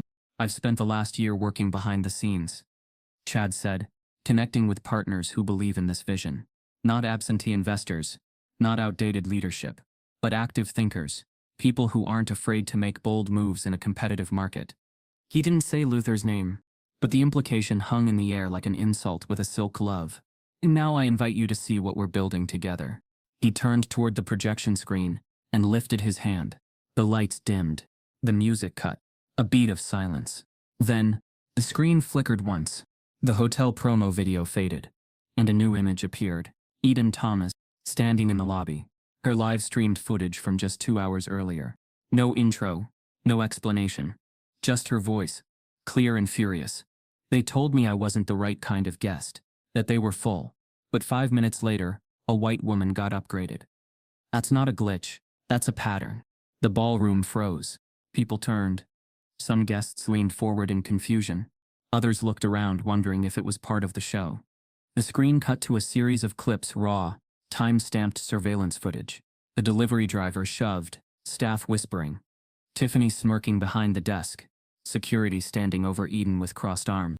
Then, Luther's voice, narrating, not with rage, but with deliberate calm. You are watching a hotel where perception outranks truth, where silence protects patterns, where power speaks in coded language and nods behind closed doors. You're watching what happens when leadership hides its rot behind chandeliers. The screen changed again. Staff evaluations. Not a right fit. Too urban. Unpolished. Then guest complaint files marked deleted. Chad stumbled forward. What? Turn it off. No one moved. Simone, stationed quietly behind the control booth near the back, didn't blink. Her hand remained over the console. The final clip showed Chad himself at the investor dinner weeks earlier. For all we know, he's retired. Or dead. Either way, this property's ready for new blood. Gasps now. One councilman stood. A woman in the second row shook her head in disbelief. Another man, an anchor from a local channel, lifted his phone and started recording. Chad's voice from the video echoed, "This place doesn't need history. It needs a face that fits the future." Then, silence.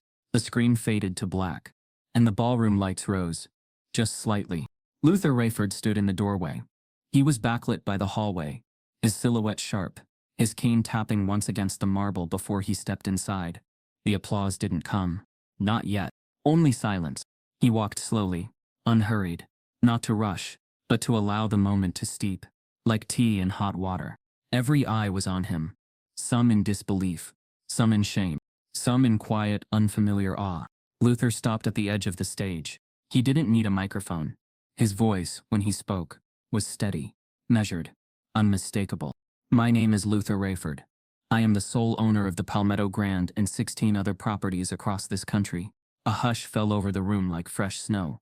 I built this empire from the bottom, he continued.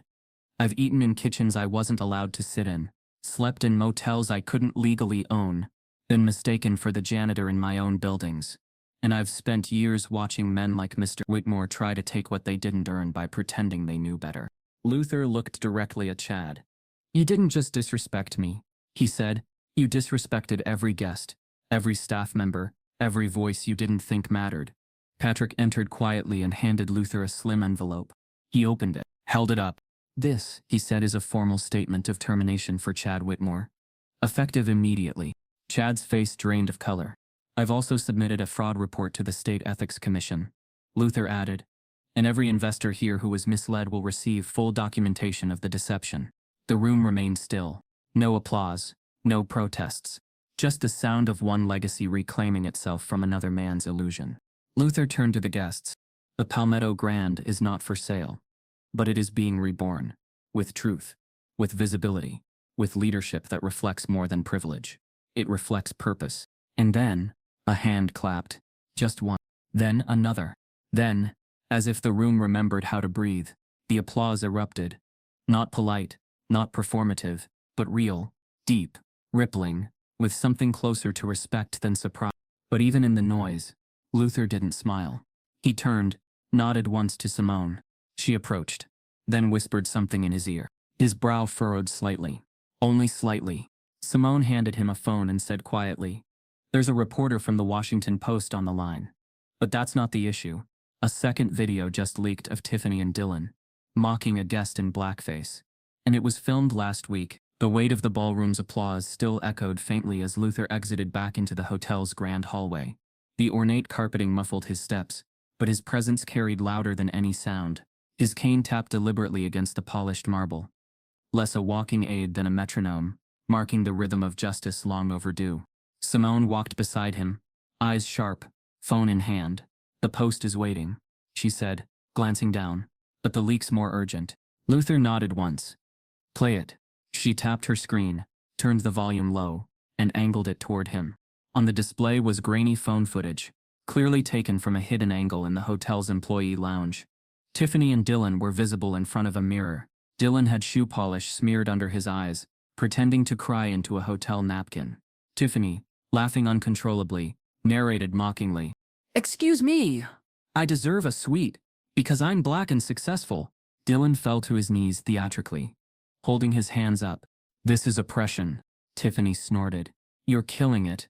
But be careful, HR might promote you for diversity." The clip ended. Luther didn't blink. He looked at Simone. "Get me HR, PR and legal. Downstairs. Now." Simone nodded and peeled off. He turned toward the lobby. The air inside had changed. The front desk staff were visibly shaken. Guests were murmuring near the sitting areas, some whispering, some recording. News vans had parked outside. A group of black guests near the fireplace were huddled together, watching the headlines pour in on a tablet. Chad was gone, but the rot was still present. Tiffany stood behind the counter, stiff, eyes darting nervously. Dylan lingered near the bellhop station, suddenly interested in adjusting luggage tags. Their faces had gone pale since the ballroom reveal, but they hadn't run. Not yet. Luther stepped into the center of the lobby and waited until the sound died. It didn't take long. People could feel when the air in a room shifted. Every conversation slowed. Heads turned. Luther looked around. Not angry, not bitter, just finished. "I wasn't supposed to be here today," he said calmly, voice carrying across the marble. "But sometimes injustice doesn't wait for invitations." Tiffany stiffened. Dylan swallowed hard. "I walked into this lobby this morning," Luther continued, "in a suit I've worn to board meetings, presidential galas, and global conferences. But the people behind that desk saw none of that. They saw black skin, gray hair, and assumed I was either lost or lying." A ripple of silence spread. "I was told to leave. I was mocked. I was ignored." He paused, then added, "By people who answer to me." Tiffany took a shaky step back. "I own this building," Luther said, his tone still composed. "And for 2 years I watched quietly, hoping this team would rise to meet the values this city claims to represent." He pulled out a slim leather folder and opened it. Inside were printed photos, screenshots, staff evaluations, and complaint forms. "But instead of rising," he continued, "some of you sank into something uglier than incompetence. You curated prejudice behind a mask of professionalism. You created a brand that welcomed profit, but not people, and you did it in my name." He turned the first page. Dylan Ward, assistant front desk manager. Dylan went rigid. "You wrote that black guests tend to overreact in complaint situations. You refused room upgrades to 2 loyalty members and told staff to flag guests in hoodies as possible loiterers." Luther lifted his eyes. You're fired. "Effective immediately. You'll receive no severance. Your emails are being preserved for legal review." Gasps rippled across the lobby. Dylan opened his mouth, closed it. His hands trembled. Then Luther turned to Tiffany. "Tiffany Creighton, guest experience coordinator." Tiffany's lips parted slightly, but no sound came. "You've rejected over a dozen black guests for technical booking errors. You mocked staff accents, buried feedback forms, and took part in a racially demeaning video just last week." He raised the folder again and read her own words aloud. "She wasn't ugly, just too obvious. Like she's trying to prove she belongs here." "I own this hotel," Luther repeated, "and you never once asked me if I belonged." Tiffany broke. "I didn't mean—" "You did," Luther interrupted, firmly but without raising his voice. "You meant it every time you smirked, every time you whispered, every time you held the door open for someone who looked different but closed it for someone who looked like me." Tiffany's face collapsed. She stepped away from the desk. "You're also terminated. You'll be escorted off the premises after a full HR debrief." Guests were now watching not out of curiosity, but catharsis. For the first time, someone wasn't letting it slide. Luther wasn't done. He flipped the folder again. Chase Lennox. Concierge. Chase's face flushed. 3 internal complaints from fellow staff members, citing coded remarks and microaggressions that weren't so micro. You wrote on a form, prefer to assign white-facing employees to international VIPs. You even asked someone to darken the photos of black guests in the system because they looked washed out. Luther didn't flinch. Your employment ends now. A hush. And then Luther closed the folder. I came today to inspect the hotel, he said softly, but what I found was a mirror, and the reflection was shameful. He looked around, eyes scanning the staff who remained, some wide-eyed, some teary, some with their heads bowed low. But not all of you are guilty, he added. Some of you worked harder than your title suggested. Some of you kept quiet to survive. That ends now, too. He pointed toward the hallway leading to the service elevators. In 30 minutes, I want every remaining staff member in the meeting lounge. No more whispers, no more fear. We rebuild with those who are ready. Then he turned to the crowd, his voice lower, but firm. Anyone guest or staff who felt invisible in this space, you're seen now, and I promise you, this place will never erase you again. The silence broke, not with clapping, but something better. Understanding. Guests stood, nodded. A woman in the corner wiped tears. A man near the concierge desk put a hand over his heart. Then, from behind the front desk, the quietest voice of all spoke up. Mr. Rayford. It was Elena, one of the housekeeping supervisors. Latina, mid-40s, mostly silent in every team meeting. She stepped forward nervously, holding a worn notebook in her hand. I have something you should see. He nodded.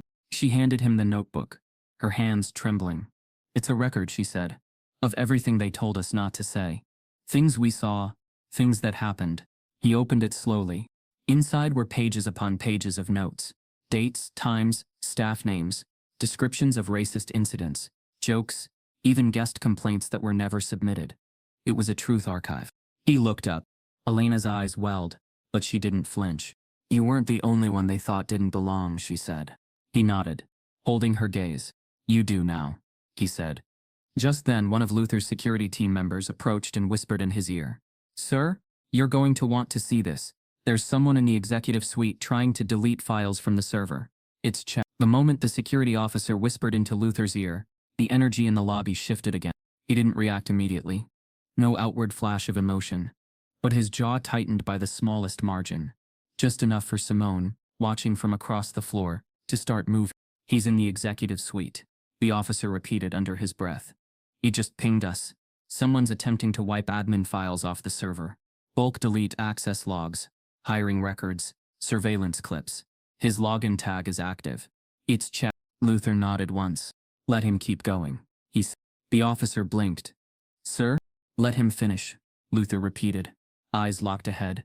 And record everything. I want his fingerprints on every file he touches.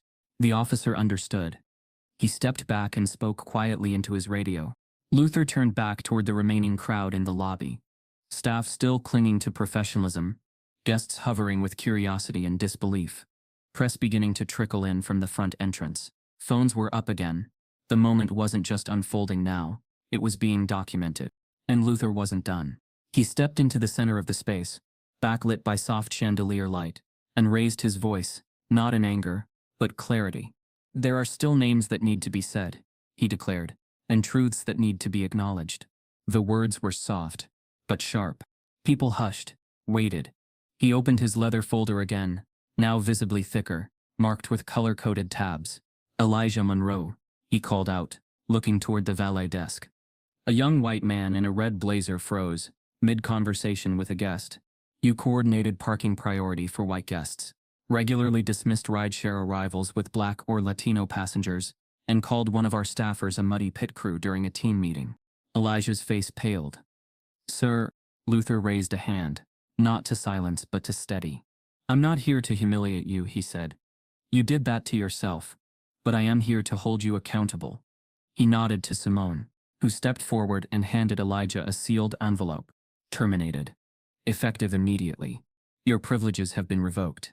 Elijah took the envelope without speaking, then turned and walked toward the exit, the weight of watching eyes pressing into his back.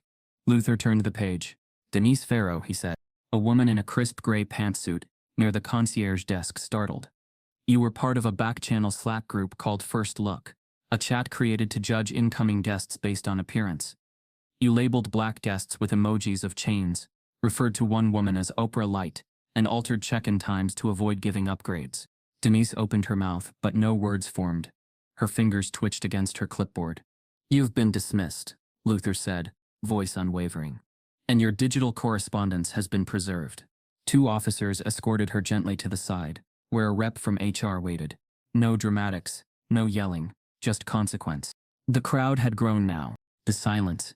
Thick. News crews had entered. A boom mic hovered near the ceiling. Flashes from camera phones sparked in corners like fireflies. And still Luther went on. Trevor Hensley, he said next. Room service supervisor. A tall man near the hallway shifted uncomfortably. You denied late-night service requests from black guests on multiple occasions, instructing staff to prioritize the ones who'll tip clean. You filed a false complaint about a black couple from Detroit that resulted in them being banned from the property. They had done nothing wrong. Trevor flushed red. That wasn't racism. It was policy. No, Luther replied evenly. You were the policy, and it's over. More silent. The kind that wasn't awkward, but sobering. Luther turned to the crowd, slowly, deliberately. This place, he said, gesturing around him, is more than a hotel. It's a mirror of what this city claims to be. Of what leadership is supposed to look like. What you allowed to happen here. What some of you helped build, wasn't hospitality. It was segregation disguised as service. Someone in the back sniffled. A woman near the fountain wiped tears from her eyes. And then, a voice cracked. Mr. Rayford. It came from the side of the lobby. A man in his 20s, medium build, brown skin, wearing a maintenance uniform with a name tag. Andre. Luther turned toward him. Andre stepped forward slowly, visibly shaking. I'm not here to defend them, he said. His voice broke. I've been here 2 years. I needed the job. I kept my head down. Did what they told me. Even when it felt wrong. The room watched him, not with judgment, but something more painful. Recognition. They told us not to talk back, not to ask questions. They said promotions would come. Just be patient. But it was always the same. People like me, we stay in the back. We clean up after the lies. Luther let the silence breathe. Andre's eyes were full of regret. I'm sorry, he said. I should have said something. I should have fought. Luther stepped closer. Close enough for only a few to hear. Andre, he said quietly, do you want to stay? Andre looked up, surprised. Sir, do you want to be part of the team that builds what comes next? Andre swallowed, nodded slowly. More than anything. Luther nodded once, then extended his hand.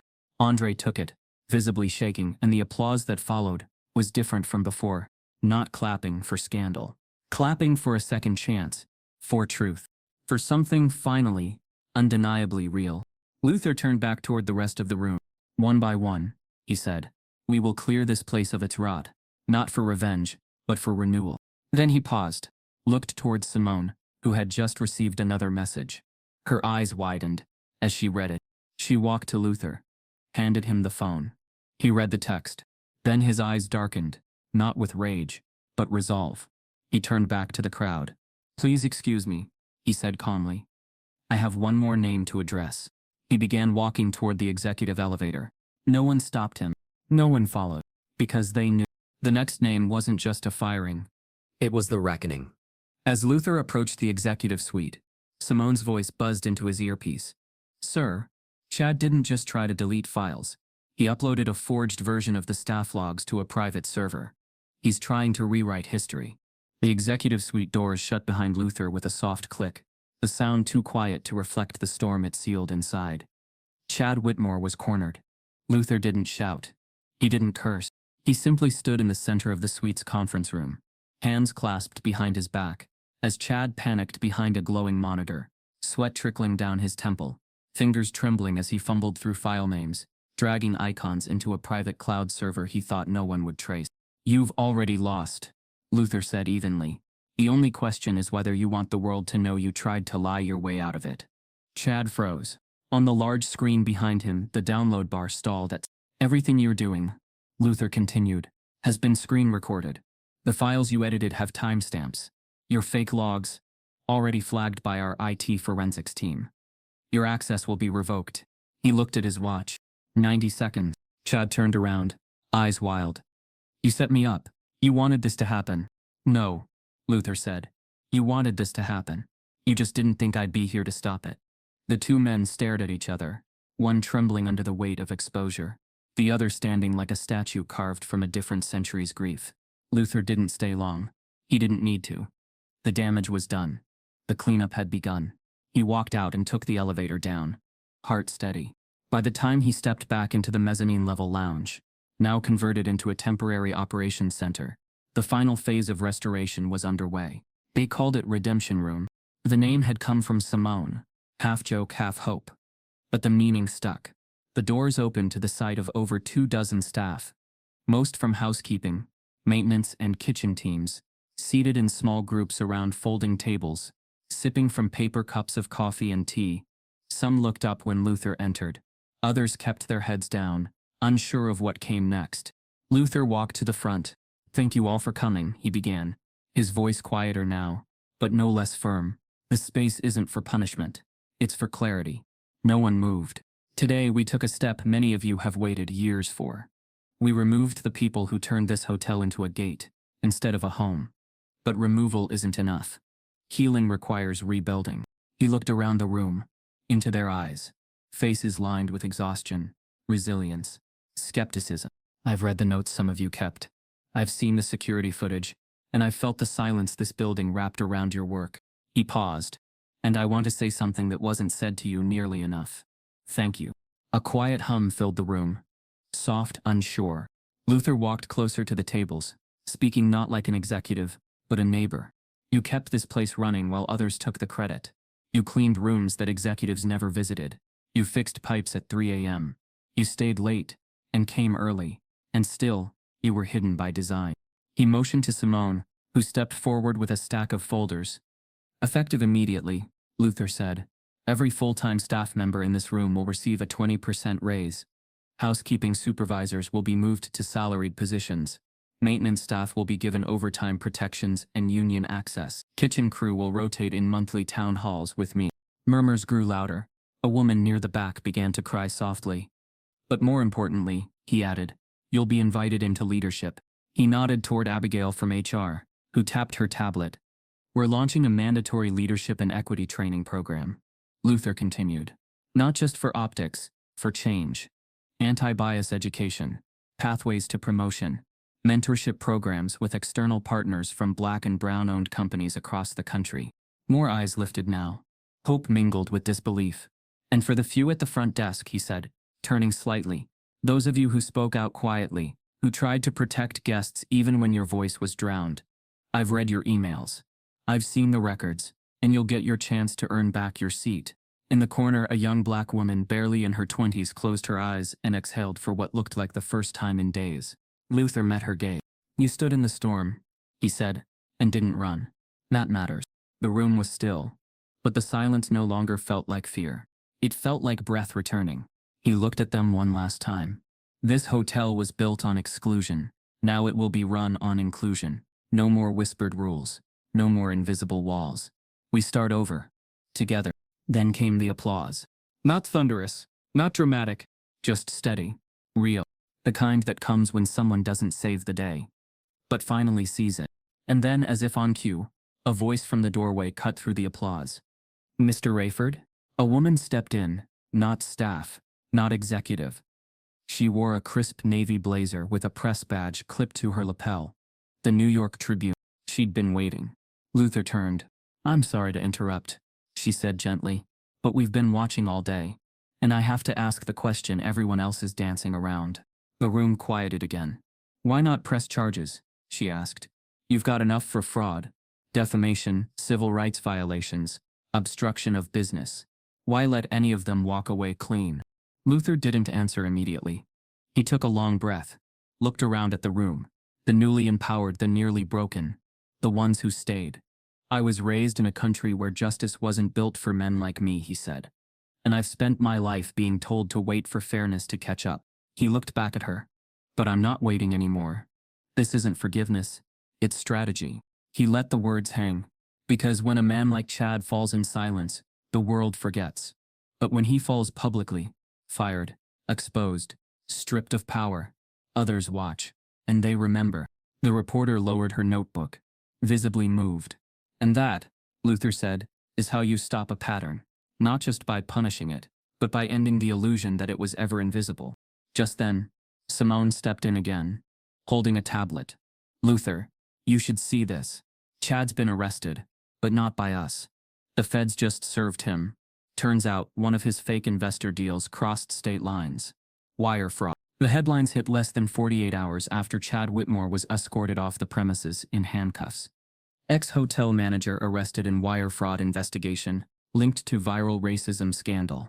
Owner who exposed discrimination now faces $10 million lawsuit from fired staff. From janitor to CEO. Did Luther Rayford go too far? Luther read them silently, his expression unreadable. He was sitting alone in his home office, a quiet, minimal space with framed family photos and first-edition business books. The screens in front of him showed conflicting narratives, social media still roaring with support, mainstream news dissecting his every decision. It didn't take long for the retaliation to arrive. By Friday afternoon, 3 of the terminated employees, Tiffany, Dylan, and Denise, filed a civil lawsuit against Luther and Rayford Lux Holdings for public humiliation, wrongful termination, and intentional emotional distress. They were seeking $10 million in damages. Their legal team, a firm known for handling high-profile reputation cases, accused Luther of orchestrating a media circus to elevate his personal brand, calling his actions vindictive, performative, and racially charged in reverse. It was laughable, but dangerous. The media latched onto the drama. Some outlets painted Luther as a justified hero, a quiet titan finally speaking out. Others leaned into the controversy, branding him the angry black executive, who had used his power to shame staff in public and manipulate cancel culture. He watched one news segment replay the ballroom speech over a dozen times, cutting just before Eden Thomas's live stream showed the racial profiling in real time. Without context, his truth looked theatrical. The narrative was being twisted. But Luther had never feared friction. He feared erasure. He called Simone. Set the counterclaim in motion, he said. You sure? She asked. You could settle, quiet it all down. No, he said. They want to drag this out in public? Then they'll see it through in public. His legal team filed the counter lawsuit within 24 hours. The charges were surgical. Fraud, defamation, endangerment of brand and business reputation, unauthorized data manipulation, violation of non-disclosure agreements, collusion with external investors for a hostile takeover. Every claim backed with time-stamped documents, surveillance clips, internal communications, and whistleblower testimony.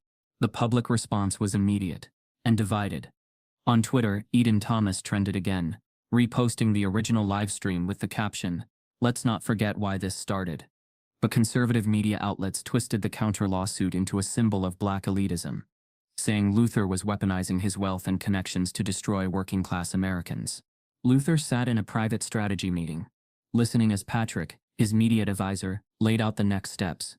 They'll try to humanize them, Patrick said. Tiffany crying on some morning show. Dylan talking about how his grandfather worked for this hotel. Denise saying she felt pressured to laugh, along with others. They weren't pressured, Luther said quietly. They were protected. Until now. Simone looked up from her laptop. We need to be careful. The story's gotten bigger than just a hotel. He nodded. He knew, because that's how the system survived, by making the oppressor sympathetic when finally confronted. Then came the next twist. Court documents revealed that one of the plaintiff's witnesses was a former HR employee, someone who claimed Luther had ordered a culture shift based on racial retribution and targeted staff with no valid reason beyond optics. The accusation was designed to hurt. Subtle. Racially charged. Luther didn't flinch. Pull her employee file, he told Abigail. When they did, the truth cracked wide open. The witness had been let go 8 months ago for manipulating reference letters and passing over qualified candidates of color in the hiring pipeline. 3 internal complaints had been filed. She'd never been mentioned again, until now. Still, the headlines didn't wait for facts. They printed speculation first. Hotel owner faces allegations of racial favoritism. Was justice served or reversed? Simone leaned across the boardroom table one evening and asked the question no one had dared to voice aloud. Do you ever regret doing it publicly? Luther didn't look up from the staff training manual he was reviewing. No, he said. Even with the lawsuit? The media? No, he repeated. Because for once, we didn't clean it up behind closed doors. We told the truth out loud. She nodded, quietly. The court date was set for 3 weeks out. Luther's legal team prepared for war. Cross-examinations, document presentations, expert testimony on workplace discrimination. PR teams braced for more leaks. The hotel's guest bookings actually rose during the chaos, driven by customers who respected the stand he had taken. But tension still weighed heavy. Justice, it seemed, came with a steep invoice. And then, 3 days before the court hearing, Simone burst into his office. You need to see this. She handed him a sealed envelope. Inside was a notarized letter from a surprise witness. Anonymous until now. The statement outlined direct conversations overheard between Chad Whitmore and the plaintiffs. Proof they had coordinated their lawsuit before their terminations were official. The witness had also recorded a video clip, quiet, grainy audio from the break room. Dylan. He's about to pull the trigger. We'd better strike first before he frames us all. Tiffany. Just say it was retaliation. Make him look like the angry black boss. It'll land. Luther read it twice. Then looked up. Have it filed. Simone hesitated. This flips the entire case. No, Luther said. This reveals the case. He looked out the window. Rain had started to fall, soft, rhythmic, like truth washing something clean. As Luther prepared for court, a call came through his direct line. A nervous voice on the other end said, Miss Rayford, I think you need to know, one of your hotels in Alabama just had a staff walk out. They say it's connected to all this. The courthouse in downtown Charleston was buzzing before the doors even opened. Camera crews set up outside the entrance like it was a celebrity trial. Protesters and supporters lined opposite sidewalks, holding signs that reflected both reverence and resentment. One sign read, Let Luther lead. Another, more skeptical, Public shame isn't justice. Inside courtroom 4B, the mood was electric and volatile. Rows of benches were filled with journalists, legal analysts, community leaders, and everyday citizens who had followed the story for weeks. The case had become a cultural flashpoint, part reckoning, part referendum. Luther Rayford sat calmly at the defendant's table, his hands folded neatly, posture upright. To his left, Simone typed notes silently on her tablet. To his right, Gerald Morrison, his lead attorney, flipped through a printed brief. Luther's face betrayed nothing, but beneath the stillness was a storm he'd carried for over 5 decades. Across the room, the plaintiffs sat together, Tiffany, Dylan, and Denise, each flanked by a team of attorneys. Their expressions were curated, somber, slightly wounded, carefully rehearsed, but their body language betrayed a different energy, tension, wrapped in entitlement. Judge Henrietta Moss entered at 9:01 a.m. sharp, mid-60s, sharp-browed, with a reputation for detesting theatrics. Let's keep it factual, she began. The public has opinions. Ideal in evidence. The trial proceeded swiftly. First came testimony from HR executives, establishing patterns of racial profiling in the hotel's operations. Then digital forensic experts confirmed that Chad Whitmore had, in fact, tampered with internal records, attempting to alter timestamps and delete complaints. But it wasn't until day 3 that the bombshell dropped. Gerald rose from his seat, holding a slim manila envelope. Your Honor, the defense would like to enter newly received evidence from a protected whistleblower. The contents pertain directly to the plaintiff's motivations, their premeditated actions, and their coordination with Mr. Whitmore. Judge Moss raised an eyebrow. Is this material verified? Yes, Your Honor. Authentication certified through metadata analysis. Verified IP logs and timestamps included. The envelope was handed to the court clerk, who distributed copies. A beat of silence stretched as everyone scanned the contents. What lay inside were email chains and Slack messages, all from internal communications among Chad, Tiffany, Dylan, and Denise, dating back 4 months before their terminations. The messages were damning. Chad Whitmore, if he's not going to show up, we show them who's in charge. Quietly, control the guest flow. Kill his influence. Tiffany Creighton, we'll box him out before he realizes. Just let me know when to start turning away the noise. Dylan Ward, if he walks in, just play dumb. No reservation, no entry. Classic invisible man treatment. Judge Moss read them silently, then looked up. "Counselor," she said flatly to the plaintiff's attorney. "Your response." The attorney stood, pale and rattled. "Your Honor, we have not had time to—" "Then I'll give you 5 minutes," the judge interrupted. "But unless you can explain these messages, I'm prepared to make a preliminary ruling." The court went into recess. Simone turned to Luther, whispering, "This isn't just exoneration, it's exposure." Luther nodded, but his jaw remained tight. He wasn't thinking about victory. He was thinking about every time he'd held his tongue, every moment he'd chosen grace over confrontation, every hallway he'd walked through where people averted their eyes, unsure of his value because they never saw his ownership. The court reconvened. Judge Moss wasted no time. Given the authenticated records, the lack of meaningful refutation, and the pattern of behavior established both prior to and following the plaintiff's terminations, she began, "The court finds in favor of the defendant on the matter of wrongful termination." There was an audible exhale from Luther's side of the gallery. The judge wasn't done. "In addition," she continued, "the court grants partial judgment to the defendant on the countersuit for defamation and reputational harm, damages to be calculated in post-trial proceedings." Tiffany burst into tears. Dylan sank into his chair, eyes wide. Denise turned beet red, whispering furiously to her lawyer. The cameras were silent, but the pens scribbled. Then the judge turned to Luther. "Mr. Rayford," she said, "you've handled this ordeal with a level of composure rare in cases with this much public scrutiny. You have the floor for a final statement, should you wish to offer one." Luther stood slowly. "Not to perform, but to be heard." "Your Honor," he began, "for much of my life I've been told to prove myself twice, to enter rooms through back doors, to speak softly so I'm not mistaken for a threat, and to smile while being doubted." He looked around the courtroom. Not at the plaintiffs, not at the press, but at the young black security guard standing quietly near the exit, at the janitor sweeping in the hallway, those who lived this story in silence every day. "I didn't go public because I wanted attention. I went public because silence protects the wrong people." He paused. "I didn't expose this to punish." "I did it so no young black man would have to pretend not to own what he built." The courtroom was still. Even Judge Moss blinked slowly, letting the weight of his words settle. Luther returned to his seat, not with a triumphant smile, but with the heavy dignity of someone who finally said the words he'd carried for too long. Later, outside the courthouse, cameras swarmed. He gave no grand speech, just one simple announcement. "We're renaming every one of our properties under a single brand," he said.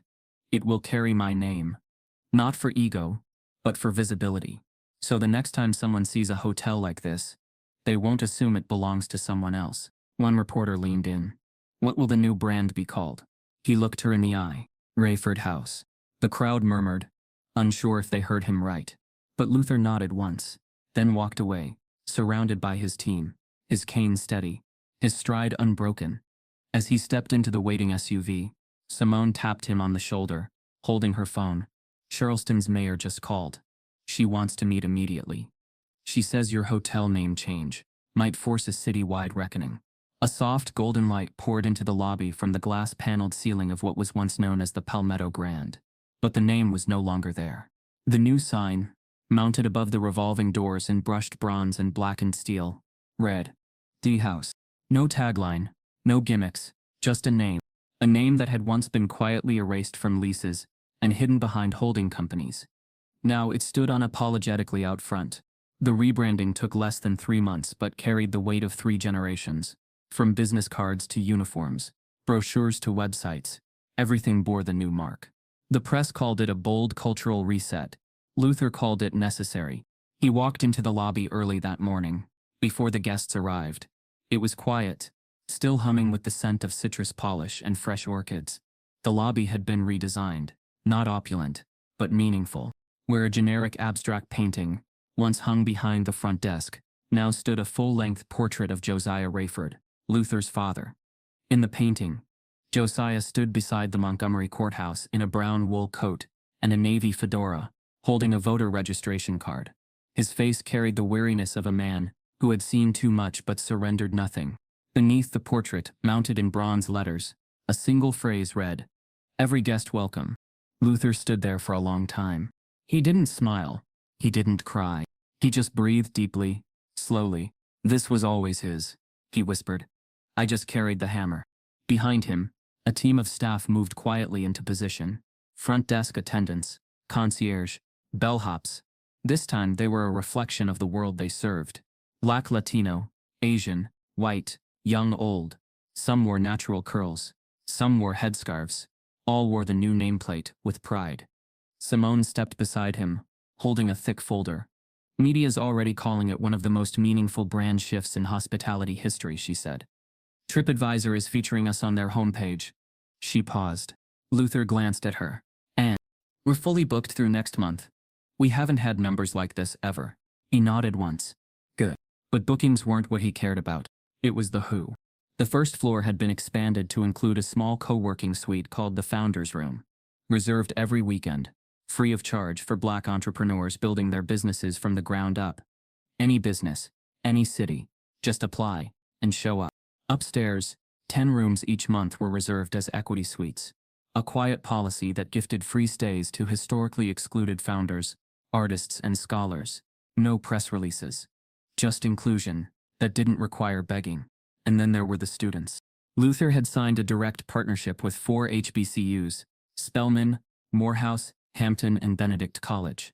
Every semester, 2 students from each school would intern at the hotel under leadership development tracks: finance, marketing, hospitality, and ethics. This wasn't outreach. This was access. And the ripple was already forming. CNN aired a segment titled, "From the Back Door to the Boardroom: How One Man Rebuilt the Industry He Was Locked Out Of." TikTok influencers posted before and after videos. Guests left reviews that began with phrases like, "I've never felt more seen." The front desk now offered check-in cards that asked, "How would you like to be addressed?" No assumptions, no apologies, just human dignity. And yet, through it all, Luther never got comfortable. He still arrived first, left last. He still wore the same silver pocket watch. Still refused to sit at the hotel bar. Still walked the halls late at night to check the guest floors himself. Simone once asked him why. His answer was simple.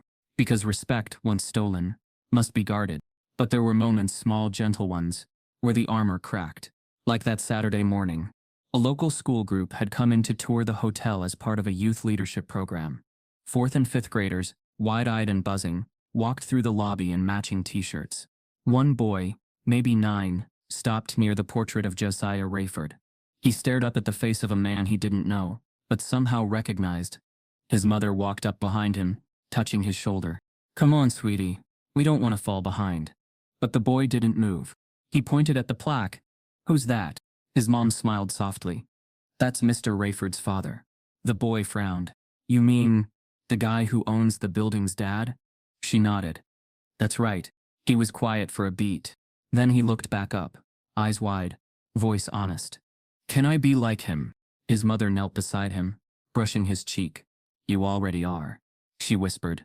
Luther watched from the far side of the lobby, heart heavy and light at once. He didn't interrupt. He just watched. Because that moment was the full circle. It wasn't revenge. It wasn't clout. It wasn't even vindication. It was legacy. And no court ruling, scandal, or headline could erase it. Later that evening, as Luther prepared to leave, he stopped in the now empty Founders Room. One of the interns had left behind a notebook. He opened it. On the inside cover, a single quote was written in thick pen. "They tried to bury us. They didn't know we were seeds." He closed the notebook gently. Smile. As he stepped into the elevator, his phone buzzed. A message from an unknown number flashed across the screen. "Mr. Rayford, I was one of the first people who turned you away. I'd like to talk if you'll let me." Some stories aren't just stories, they're mirrors. If this one made you feel something, it's because the truth still lives in too many lobbies, too many boardrooms, too many silences. Type yes if you believe dignity should never depend on skin color. Subscribe if this broke